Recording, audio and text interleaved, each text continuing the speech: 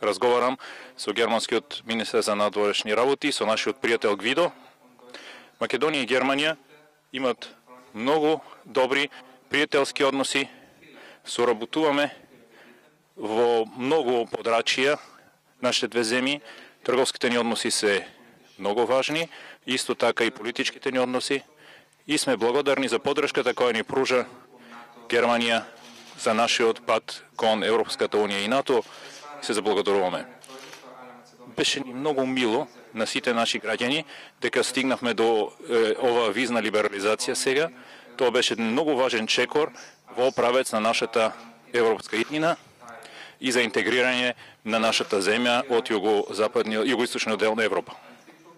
Зборувавме за нашите разговори. Македонија е еден важен фактор за стабилноста во регионот, ама и надвор од регионот.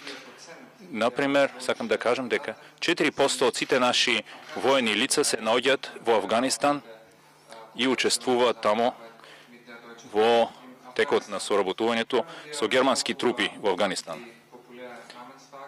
Зборовме и за толку популарното прашање со името меѓу Македонија и Грција.